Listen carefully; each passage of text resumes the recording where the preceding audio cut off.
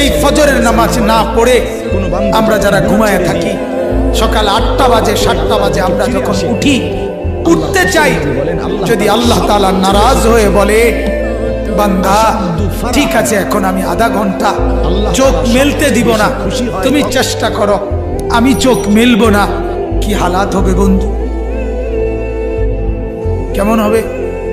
তোমার চিৎকার দেখবে কে? তোমার চিৎকার দেখবে কে তখন?